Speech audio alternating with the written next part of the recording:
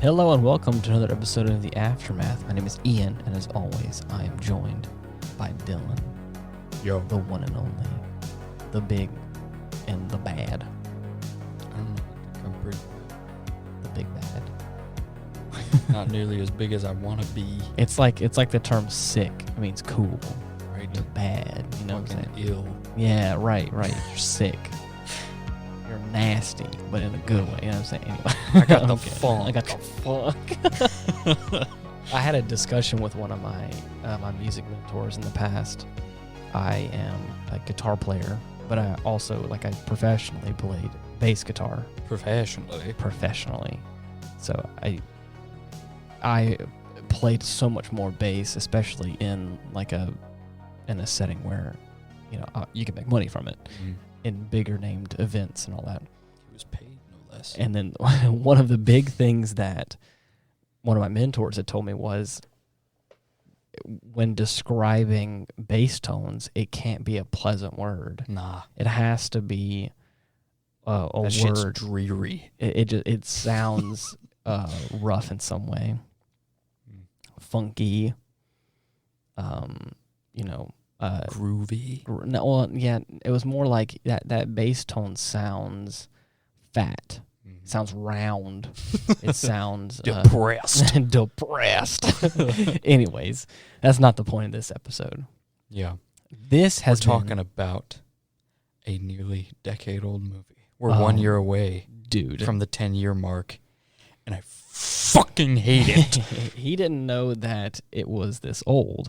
We watched It's not. Pacific Rim. It's not old. It's not old, but I mean it's just impressive that it has been almost 10 years now, because it doesn't feel like it's been that long since No. it's actually came out though. It doesn't. It doesn't at all. Mm-hmm. I remember seeing this in the movie theaters, and again, this is probably one of the movies among the few that I have watched previous to this viewing.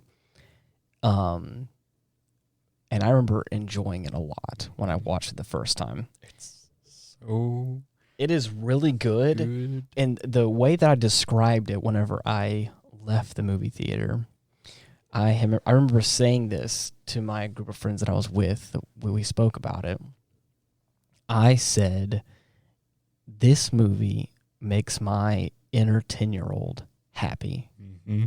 It is... It makes me happy. Yes, it makes me happy because there is this boy-like wonder of...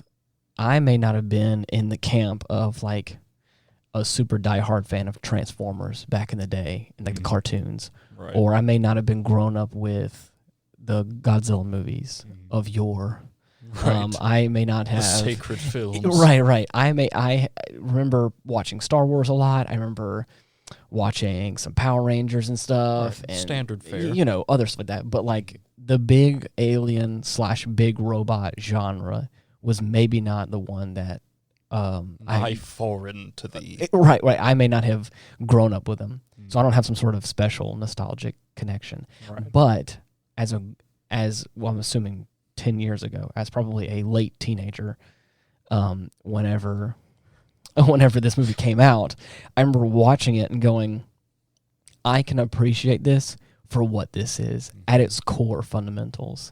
Not only is it an interesting movie, but it is also big-ass aliens and big-ass robots duking it out for the better part of 2 hours. You cannot go wrong Yeah. with that. Well, I mean, yeah. It's a formula for success that is, Well, until recently, very Yeah. hard to fuck up. Well, I mean, so the thing is that it's not only just the premise of what it is. Mm-hmm. Obviously, because of what it is, it's not hard to mess up, like you said. Right. People can, And As- they have. as they always can. They can always mess it up Really because have. they lose. I think they lose sight of what it is. But I think what makes this movie good is, now again, this may not be a very popular opinion. I don't think this movie is overwhelmingly loved. It has a 7 out of 10 most places or a 75% as far as like ratings go. And I think that the other 25% of those people just don't understand what the movie is. Those are those savant fucks that expect award-winning masterpieces. Right. And those are, again, these are like not critic awards. These are like regular people. Really? So there's probably a 25% of people that watched this movie that wanted to rate the movie that didn't care for it. And I would say fools, the lot of them. the lot of them. I would say that I'm not saying that people don't understand what it is. It just may not be their cup of tea. Right. And that's okay. But this movie, I think, for what it is, does a good job. I have that being said, if you don't like it, shut the fuck up and get out of here. He seems to right have, now. He seems to have a very strong personal opinion about this. It is, in my objectively humble opinion, undeniably correct opinion, right, that this movie is one of the greatest made of all time. Wow, what a high acclaim. Ain't no claim, buddy. That's the truth. The thing is that Legendary Pictures, as well as Warner Brother, but I think Legendary is the people that are really behind the magic of this film. They know how to make movies. Yeah. Let's just, if we can all got a decent track record. If we can all agree upon this, is that Legendary Pictures know how to make a damn good film. And this is one of them. Yes. And I think it's also the magic of Guillermo del Toro. Yes. So I think that also is is a miracle worker. Right. Is a really heavy-handed factor. But anyways, to get to to some of what I was saying, it is a solid movie that also has a good portion of it being alien versus monster fight or alien versus robot fight sequences. You never feel like they sell you short. Right. And that was what I was going to say whenever I finished watching this, is I thought that the action to dialogue ratio was really good. It's almost a perfect balance. It's almost as if like you can almost take it in chunks. It's like you're so going to beautiful. It's like, first of all, I haven't even gotten to the point I want to talk about yet. Yeah. But it's like you get these sections of dialogue and exposition that move the story forward, that don't feel forced or awkward. And then it's like action sequence of some kind, really cool looking special effects. Oh, yes. Beautiful water, may I say. I mean, of all the things that you'd imagine, the flowing of water in this film, it's immaculate. Spectacular. And then, of course, back into dialogue, but it has these seamless transitions of like we're flowing into these like moments of reprieve back into fighting, and it's like and it works like that, and it's works nice really back and well. forth. And I thought it was very well made in that regard. Oh yeah. But one thing I was going to say right off the get-go, the opening sequence of this film is probably just the introduction of this film is probably the best 10 minutes of really introducing you into a premise of what this film is. It really whets your appetite for what you're about to get into. This is probably, like I said, maybe 10 minutes, maybe less than. It just felt like that much. It's probably 10 minutes of what you're going to experience in some variety in the rest of the movie, and it's really well done. Oh yes. You get to see these brothers, this kind of camaraderie as people, leather jackets that are custom made, matching leather jackets, badasses, suiting up in this cool armor, getting into this big robot and gonna save the day from this alien. Whole premise of the film. But you get to see this camaraderie happen, because again, in case you haven't watched this almost 10-year-old movie, these Jaegers, they're called, are piloted by two people because the neural connection load is too much for one brain to handle. Right. Again, going to give you aneurysms. Whole premise of the movie. And again, you get to see that right at the get-go. There's this awesome fight sequences with these plasma blasters and big aliens roaring. Oh my god, The fights. The fucking fights, dude. The camera angles make these.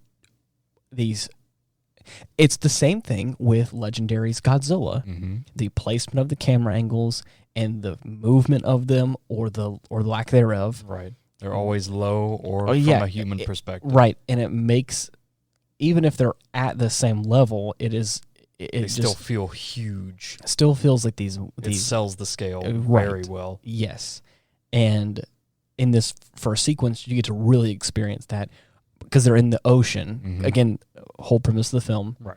Aliens coming out from the depths of the ocean because of a rift or whatever through dimensional travel, such and such. Yeah. A portal is open. Tell me if you haven't heard that before. At the bottom of the Pacific Ocean. Exactly. In which aliens flow through into our planet. Hence the rim. Right. But anyways, so obviously they're like fighting in water. So not only are they these during a storm too. Yes, that are these big lumbering beasts on both ends of the spectrum, biological and mechanical. Oh yeah. And they're also wading through what they would be knee-deep water, right? Which is probably 25, 50 feet high water, right? And so it really sells this like sluggish nature, and again, like you said, atmospheric. Oh yeah. Tragedy happens. Brother gets killed. Enter the tragedy, the heartbreak.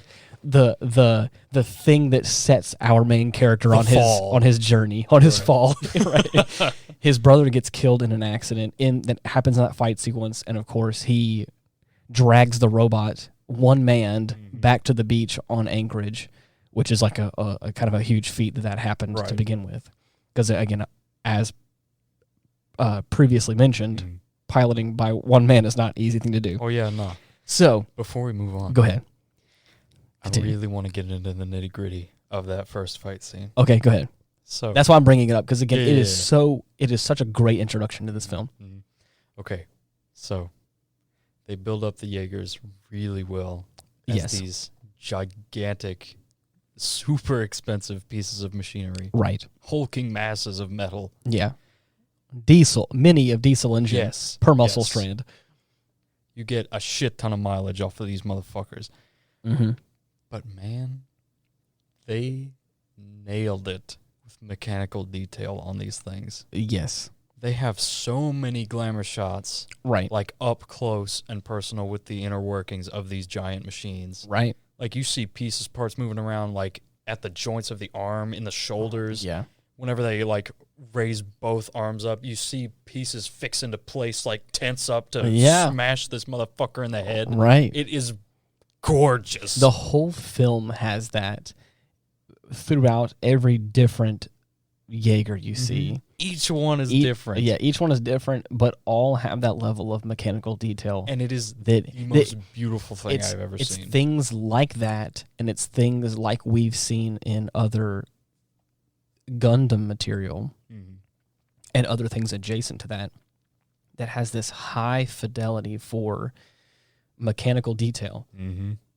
You look at it, and because it's so well made, and you look at it, for me at least, it allows that further suspension of disbelief. Oh yeah, I can look at this our main robot guy Gypsy Danger. What a fucking name! What a name! It's like I can look at it and almost it's so unrealistic, or at least what you'd imagine. Right. But I can look at it and go, that looks like it could be real because of my limited knowledge of mechanical engineering or whatever. Yeah. And seeing how things of that manner work. Somebody actually drew up schematics for this fucking thing. Right. And I want to see them. But so yes, and then of course after this fight sequence happens, our main character stranded on the beach literally plops his way out of the carcass of this robot, and of course gets himself to safety. And then title sequence. Yep. So it's like we have experienced so much, but it's all easy to digest, easy to comprehend. and then boom, title card. You're like, this is only the beginning of the movie. Right. And it's like, holy shit. Buckle up. Buckle up. We just got started. And then it is this wonderful story of a man that is like former military who then goes into the construction like working force. Right. Because he's no longer a part of the team because he's a one man. You know, after the tragedy, it's like I can only do so Can't much. pilot no more. Can't do it. I don't want to. He even says it. He's like, I don't even want to go through that heartache again. Right. No fucking thank you. Yeah, right. No, thank you, dude. It's even worse that it was his own brother. Precisely. And then walks in our marshal Idris Elba, and he obviously has done a great job as an actor on numerous films. Oh yeah, I quite like him as Heimdall from the Thor franchise. Really cool character as well, stoic as well. Oh yeah, and in this film he plays a battle-worn marshal. And boy, does he play that character well. Yeah. I mean, he really sells it. And he's a man who has seen some shit and who has some seniority here and has the rank and has the no bullshit. Has the oomph to back it up. And he will neither give nor take any bullshit. Any shit. And so in walks him again, saying we're going to restart the program. Get your ass out of this fucking wall. Yeah, right. The quote that he says, which I wish that they would have taken the line a little bit differently, but I understand the charisma that you want out of it. Is he says, "Haven't you heard that the world's going to end? And would you rather die here or in a Jaeger?" Yeah. But he says it in this like this yelling manner or whatever, and I would have loved for him to get real close up to him and go, "Would you listen here, you little shit? You want to die here, or do you want to go die in a big ass robot?" You know what I mean? Like something. You'll like lose that. as many brothers as you have to before we stop these fucking monsters. You hear me? Yeah. You're gonna get your ass in shape, and you're gonna pilot this damn robot. Get in the fucking robot. So anyway, what are you doing? So then starts the hero's journey, almost, of him. The redemption arc. And subsequently kind of the pseudo love story, which is another one of those that I think is interesting, and it doesn't feel super forced. Yeah. And it doesn't feel gross in any capacity, where it's like they this. handle it pretty well. Yes.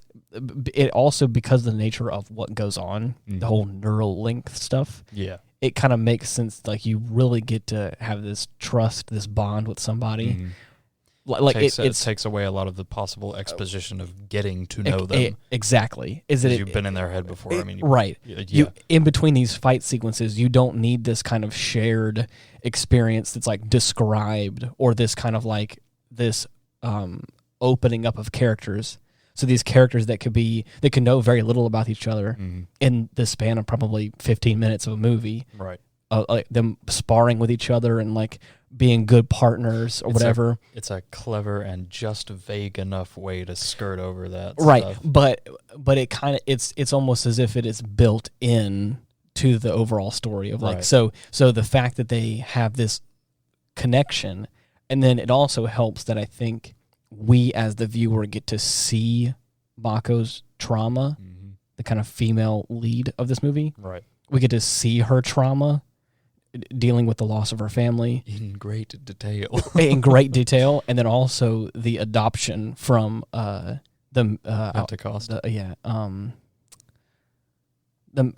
he the major? Is that what it is? No, Marshal. I'll say the major. Right. Anyway, from the marshal. So the subsequent adoption from him, the kind of taking her in as his own. Right. So you get to see all that. So again, it's almost as if in real time we're seeing the same trauma that she's going through and experiencing as he is, and then she, with him as well, gets to see the death and his brother. Nifty little plot device, which takes very little probably discussion between the two before they're like instantly into it, and you're like, shit. Okay, yeah, you've been through some shit. We both have been through some shit, and I'm here for you, and and you can trust me. And it's like, okay, like Cool. Cool. Wow. Yeah. That was fast. Like, we don't. It's not like we have to sit here and like, will they, won't they, kind of stuff a little bit, because it's like, you know, nah, they did.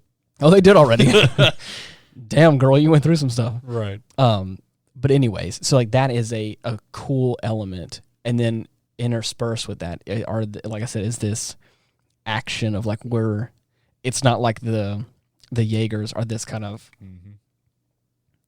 secret weapon you only pull out every now and then. Right. They make it pretty accessible throughout the film. It's like, we can get in these things, we can get rocking and rolling, sort of. As long as you're drift compatible, you're good to go. Right, exactly. And man, dude,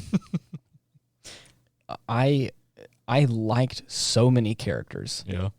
Because each of the main characters, it kind of shares that same sort of connection bond that we're talking about.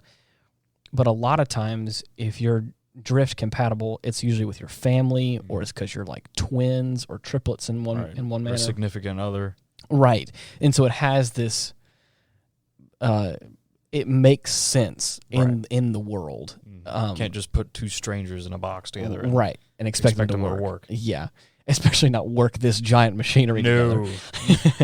No. So there are a bunch of them that are, like, there is an Australian duo, and it's a father and son duo. Son's kind of an asshole. Right. He's kind of like, besides the alien kaiju, he's kind of the human antagonist, I feel like. He's really the guy that kind of pushes the buttons of our main guy. His name is bull-headed son of a bitch. His name is Beckett. Really pushes the buttons of Beckett. He really, like, you know, Raleigh. It's because he feels like he's probably better. He's arrogant, but he keeps calling him a has-been and like really digging the knife in deep. Oh yeah. So it's this sort of like, you lost your brother in Alaska to a giant monster, you fucking loser. Damn, I gotta call him That's out like basically that. what he I know. I'm pretending as I'm on the other side. But the thing is that the dad, such a cool guy. Yes. What a Chad. Hercules Hansen, dude. what a fucking name. Dude, I mean, he's such a cool guy. And he is this sort of this strong fatherly figure in a way, and it's really cool. Because there's this instant respect between Raleigh and Hercules.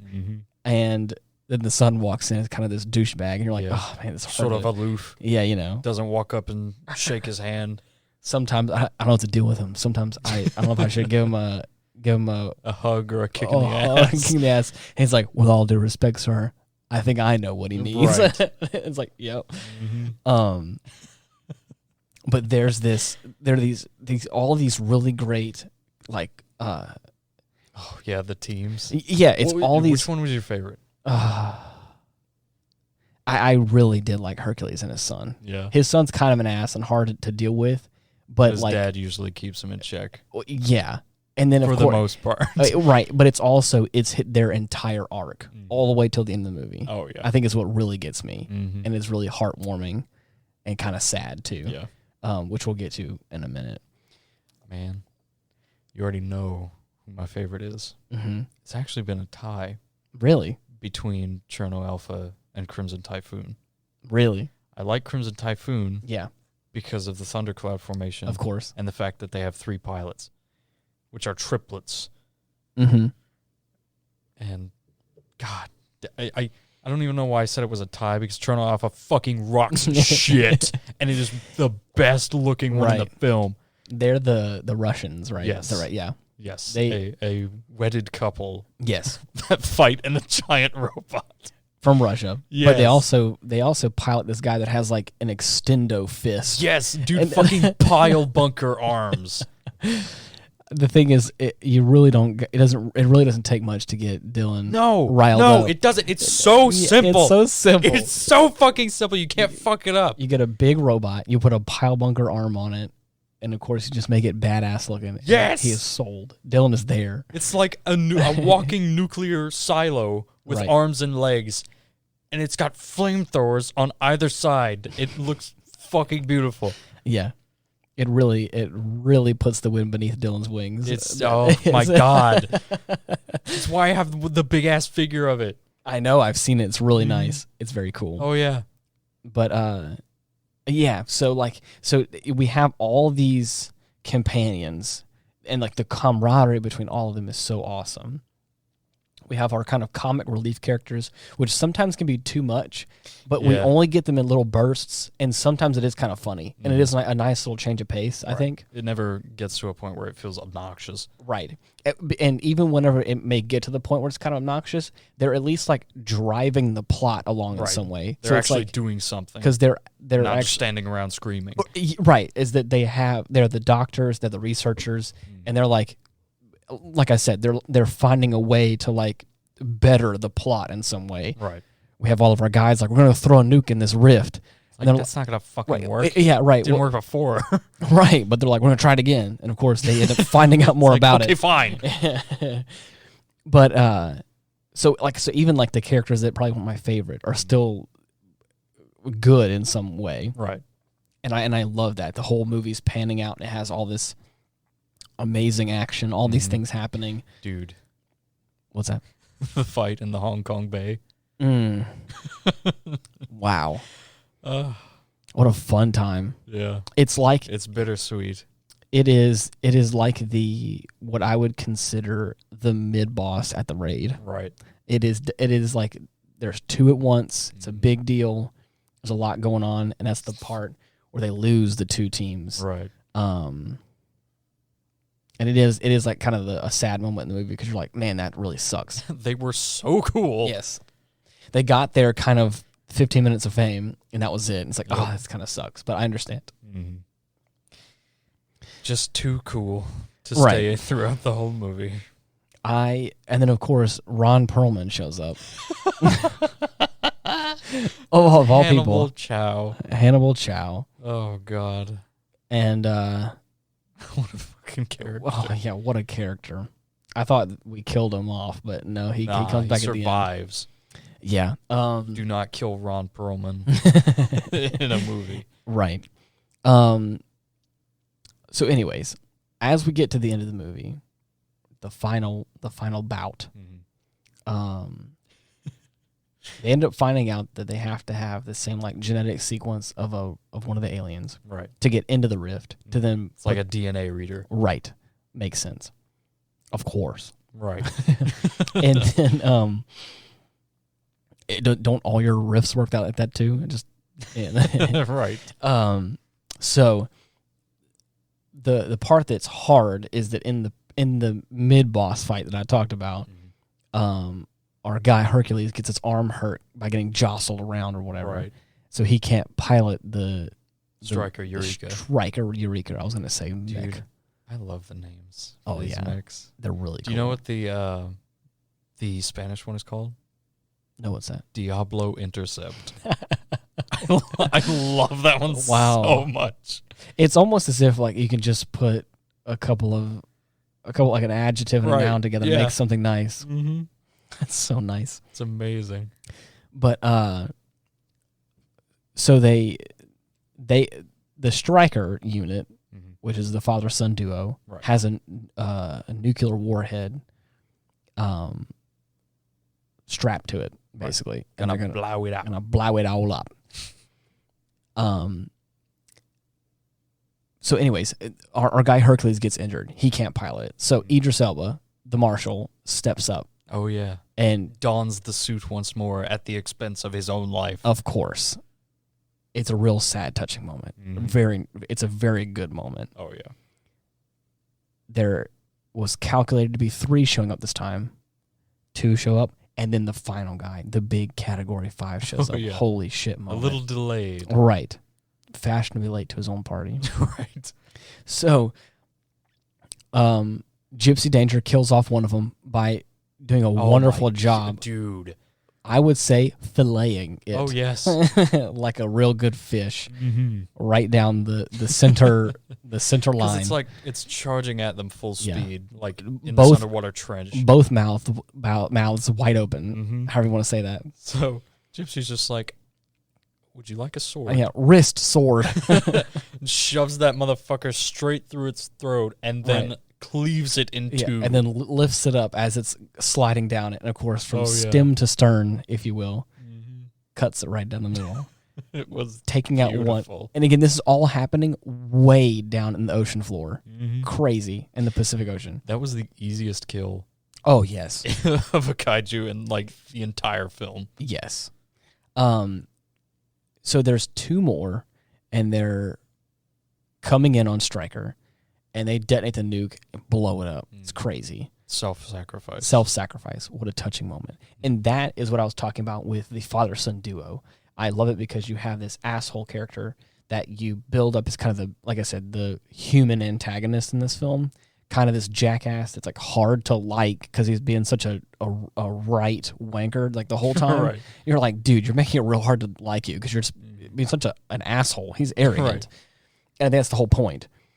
But there's this moment whenever he's kind of learning a little bit of respect in some capacity when the marshal's like going to be his right-hand man. He's like, he's really humbled in a certain way. Oh, yeah. Because he really reads his mail. He's like, the marshal's like, I don't have nothing to I don't have nothing to bring. I got no memories, no emotions, no nothing. No bullshit. No bullshit. I'm coming in there clean. I'm easy, and you're easy too. You're just I know everything about you. I know everything about you. One fucking look was all it took, you little piece of shit. You are an arrogant little boy with daddy issues, just trying to make his way in the world, or something along those lines. Right. Calls him out, and it's like, holy shit, dude. Like, well, fuck. You ain't gotta. And he just sits there and he's like, okay. Yeah, works for me. Great. Because at that point, what else can you say? Your superior just read your mail in front of you, and you're like, yes, sir. Okay. All right, cool. So gonna ship out with the marshal. Right. Woo! And at that point, so then the dad gets there with they have this like bulldog, and it's like it's really the son's hound. It's really his kind of his pride and joy is what you can tell. The dad's there with his broke arm and the dog, and it's like this really awesome, touching moment between father and son. Right. And for me, it's this little bit of redemption, this little bit of hope for our asshole kind of antagonist character. He has this moment where he's like, where the dad's kind of trying to apologize for probably not being a great father in some way, and like, I'm always here for you. And the son's like, you don't gotta do all that, like you always been there. Because I already know. I've already been there, and it's like, and it's a really unique. We melded minds, Dad. Did you forget? But the thing is, like, it's really awesome to see that because it also, like I said, it all plays into this really cool concept that they have. Oh yeah, and I think it's really awesome. But it's this moment where they both get kind of emotional because they both know this could be the end for his son. This is the sacrifice for his son, potentially. Yeah. Like at this point, you don't know, but it's like there's a very good likelihood I'm not going to come back from this.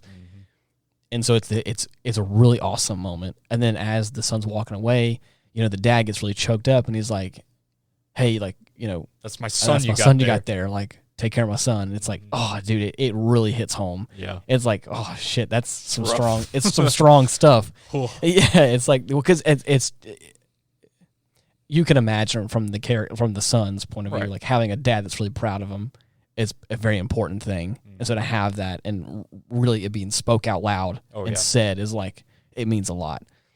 It's like going into, you're already like, man, the son may not have redeemed himself really, but he's definitely on the right track. Right. It's like I could feel for the guy now. Oh yeah. And it's like he does have a little bit of a heart. So, like I said, they sacrifice themselves. It's kind of a real tragic moment. Oh yeah. At this point, Gypsy is the only one left. Right. Down an arm and a leg. Oh man, I mean, their way towards the rift. I didn't mean to laugh at the scenario, but it just, I think it's funny visually, not the context. Right. They're down an arm, they're down a right arm, and they're dragging their right foot barely on the ground. And then before Stryker blows up and detonates, and like the other two kaiju were like zeroing and converging in on them. Our guy Raleigh's like, "We're coming for you. We're gonna come help you." Right. And he's like, like the shot is of him dragging his foot with no right arm, and they're like, Like, oh yeah, lucky me with your fucking cane sword. What the fuck are you gonna do? right. It's I'm gonna blow myself up because of your dumbass. It's just a funny image to see. Like I said, I'm not laughing at the fact that they're like, we're gonna come help you as like comrades. Yeah. It's just the fact that like you're dragging your foot. It's like, okay, yeah, Well, yeah, you know, sure. yeah, I believe you. You sure are. So, anyways, they end up closing the gate. Everything's all hunky dory, and it's the end of the film. And I just think it wraps up so nicely. It has, like I said right at the beginning of the episode, it has this right amount of action to dialogue to character development, and each one of these characters they have, even like some of the auxiliary ones, they all have this really nice connection, and they all have a nice backstory and everything. Oh yeah. So, describe this movie in 3 words. Oh man. Shit. Oh, dude.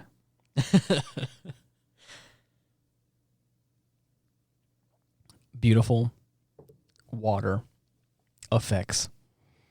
I mean, yeah, that's fair. Yeah, that sums it up pretty well. Right.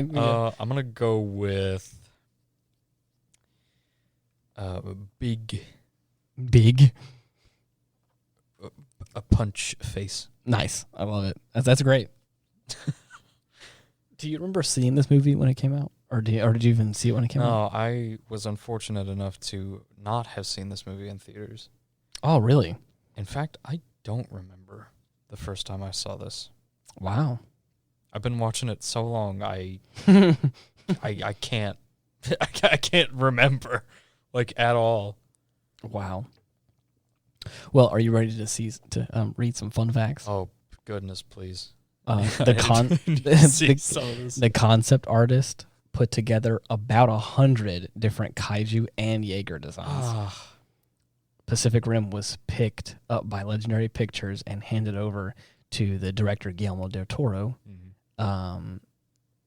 A huge fan of monster cinema. Yes. Del Toro enthusiastically co-wrote the final screenplay. 16 concept artists were hired to sketch original robot and creature designs for the film. God, that must have been so cool. Del Toro said, "We would get together every day like kids and draw all day." Oh my God. And then watch this fucking movie. He also said that we designed about 100 kaijus and about 100 Jaegers. And every week we would do an American Idol where we would vote some of them out. Oh God, I'm so fucking pissed. So jealous. That would have been so the thing is, like, it's really cool to see that like they had so much fun making it. Yeah, because it really shows in the final product. I missed out on it. Charlie Day was cast after Del Toro caught his performance in an episode of It's Always Sunny in Philadelphia. Yeah, so on one of the episodes in the 6th season, Charlie Day's character gives us a darkly comedic monologue about rodent extermination. Little did the actor know that the performance would open a big opportunity for him. Yeah. Impressed by his rat speech, Del Toro offered Dave the part of Dr. Newton Geisler, I think, or Geisler? Geisler. Yeah, Geisler. He said to himself, "That's my guy. That's the guy that should be in the next movie because he killed rats. He can kill rats, then he can kill monsters." Amazing. That's so funny. They built a 4-story Jaeger head. That's what they said. Are you serious? Yeah, it says most of the film's special effects were computer generated, but not everything was digital. So for the robot cockpit scenes, Del Toro had his team build an interior full-scale Jaeger head. The finished product stood about 4 stories tall and weighed almost 20 tons. Where the fuck is it now? Where is it? And like a tilt-a-whirl from hell, it was designed to rock around violently on its platform via a network of hydraulics, once inside, the actors were forced to don 40-pound suits of armor. Then the crew strapped their feet to apparatuses that they that I think the lead actor Charlie had compared to high-resistance elliptical machines. I'm sorry, Ian, maybe you didn't fucking hear me. I need to find out where this thing is right the fuck now. I don't even know. Let's see. Find its location right now. Let's see. Certain shots were required Del Toro to dump gallons of water all over his exhausted, physically strained Why stars. aren't you looking up? So yeah, the experience wasn't much fun. We saw every one of the actors break down on the set except for the female lead actress, Ringo Kikuchi. Wow. She was the only actor that didn't snap under pressure. Wow. That's funny. That's great. God. Yeah. Gypsy Danger walks like John Wayne. Wow. Del Toro wanted the Gypsy Danger, his bot, to have a self-confident air of the Wild West gunslinger. Oh, yeah. That's perfect. To the end. And the concept artist developed a swaggering walk. That's great. That was based on John Wayne's signature hip movements. Wow. That's so interesting. Okay, but for real though, I don't. Well, where's look the it head? up. I'm in the. I don't have access. Okay, well, I'm sorry. I'm a little preoccupied. Let's see. 3 different endings were shot. Oh, really? Audience reacted strongly to Kikuchi's character Mako Mori, who inspired an alternative to the famous test. Some critics praised the culmination of her relationship with Raleigh, although it's common practice for the male and female leads in an action flick to end their movie with a smooch. But Maury and Beckett share a platonic hug in Pacific Rim's ending. Del Toro revealed that he shot 3 different versions of the final scene. And then he said, we did one version where they kissed, and it almost felt weird. Wow. They're good friends, they're pals, they're colleagues, Del Toro said. Interesting. Damn. Yeah. That's crazy. Said that Guillermo del Toro liked one fan-made trailer so much that he invited its creator to the movie's premiere. Wow. That's awesome. That is really cool. I was trying to see. There was one in particular that I had saw here somewhere. There's a bunch of them. There's one part in the movie that I thought was kind of weird, and I want to read more about this. It says that the Newton's cradle joke is more meaningful than you think. When the Gypsy Danger is fighting the second kaiju in Hong Kong, it punches through a building and sets off a set of Newton's balls, or the Newton's cradle. Right. The scientist that the kaiju was chasing was named Newton. I see. That's interesting. Wow. What a cool little. I guess that's a little interesting. Yeah. Yeah. What a fun little jaunt. Dude, such a good movie. It said Guillermo del Toro made Pacific Rim because he loves robot porn. Is apparently what it says. His good. Yeah. Is how he describes. Del Toro describes the look of the film. He went on to say that it doesn't want to be a dystopian existential summer movie that took a genre that was well loved and showed you the dark side of mankind. Interesting. Yeah. Good movie. Good movie. Go watch it. What a good time. The kaiju sound is part roar, part growl, and part human. Oh.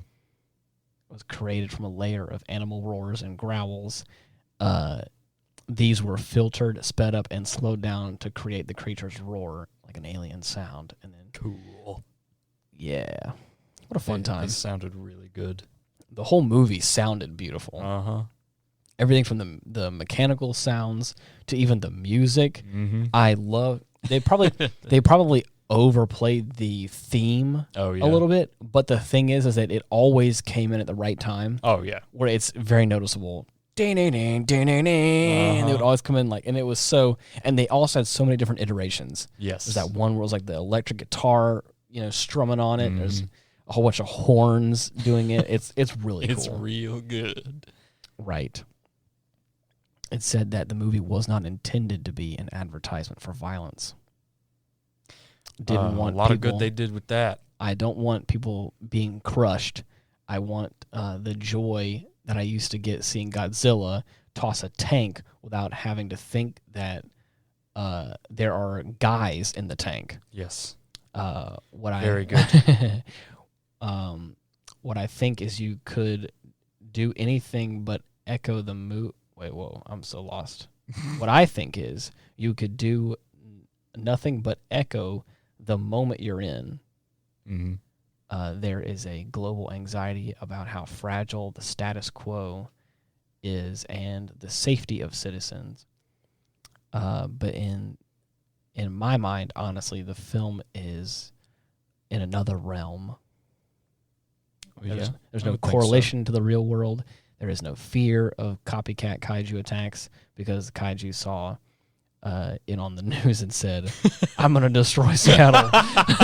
Yeah. In my case, I'm picking up a tradition, one that starts right after World War II, and was copying, was always a coping mechanism in a way for Japan to heal the wounds of a war. And it's integral for the kaiju to rampage the city. Oh, yes. How fun. Mm-hmm. The man knows what's up. Mm-hmm. I also blame the failure of the second movie solely on the fact that he had no part in it. Really? Yeah. I didn't know that. He was not involved. Oh, I mean, well, that could really have a lot to do with it. Oh, yeah. When Little Mako is in the alleyway, every object on the set was rigged to the same hydraulic system. Whenever the giant monster was to take a step, everything bounced or shook in unison. That's cool. Including all the puddles around, and it actually terrified the little girl that is that was playing the actress a little bit.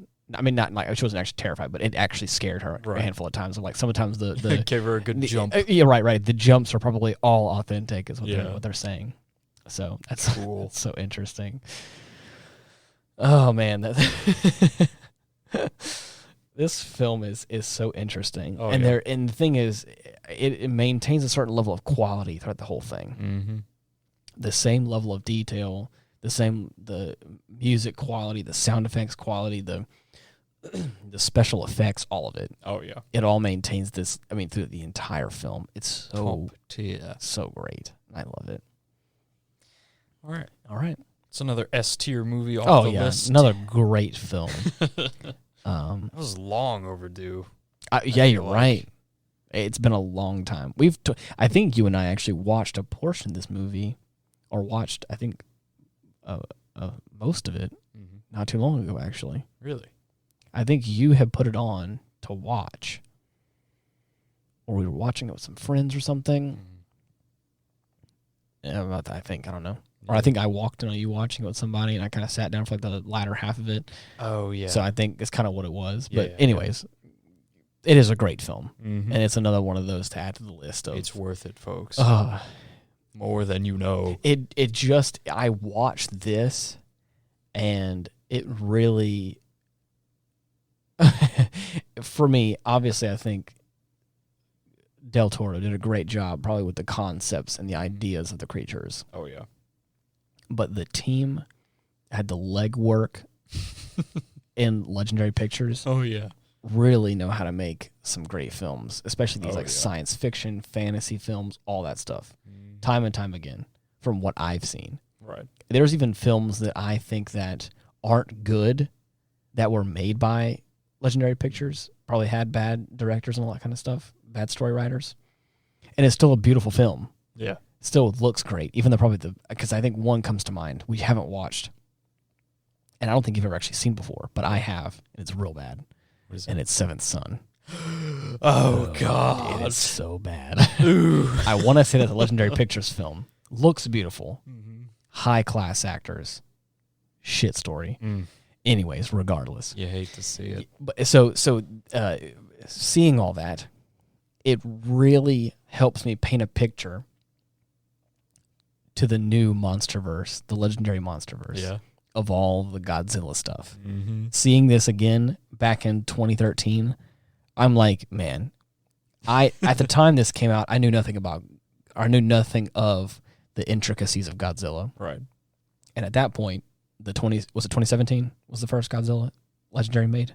2014. 24. Really? Yeah. Holy shit. Mm-hmm. So this is hot off the heels. I thought it was like a handful of years later. Nah. That makes total sense. Yeah. Holy shit. The next year, they threw out a banger, which is the 2014 Godzilla. Mm-hmm. That paints a wonderful picture for me right there. It makes sense that they went from one badass, huge alien movie straight to the main man, the Big G himself. I also made a joke at the end of the film that the third kaiju's coming into play. Oh, yeah, what is supposed to be a Category 5. Yeah. The first that they've seen. Right. All of them have been like hurricanes or storms, tornadoes, whatever it works, up in quality. Yeah. So they've been dealing with 3s and 4s a bunch recently, doubles of 4s. We got 2 4s coming out at the end of the film. Yeah. And they're like, oh, no, the third one's coming out. What is it? He's like, oh, no, it's a Category 5. Like, oh, it's Godzilla shit. with the chair! Yeah, right. Yeah. And so I thought it was like so funny. It's like, what happens if like it's just the Godzilla roar and he comes busting out the riff? God. And it's just Movie over. And it's just his theme playing, and you're like, oh, Right. shit, you're done, son. Oh, yeah. Call Ain't it quits. Nothing you can do. Fucking run. Right. I thought that was so funny. And no lie. What a crossover. And it would be so cool if it was Legendary Pictures Godzilla, just thick boy coming up. Man. Oh, it's so good. Chunky Anyways. bastard. I love it. Me too. I love it. And I can't wait for the rest of those films to come out. I was so pleasantly surprised with Godzilla vs. Kong. Oh, yes. Oh, my God. We don't. The thing is, we haven't even done like an official episode on that. We haven't done one for King of the Monsters either. Oh man, we gotta step up our game, dude. Yeah. Because damn, Slacking. though, I thought that King of Monsters was good, but man, Godzilla vs. Kong was really good. Yeah. The new one.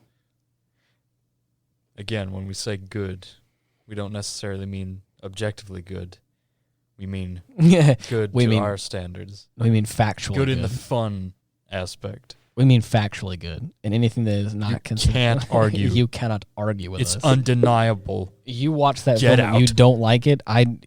You're wrong. Your opinion is false. Accept it now. I'm kidding. But actually, if you hate it, then I don't want to be friends with you. Right though. now, I don't want to see you.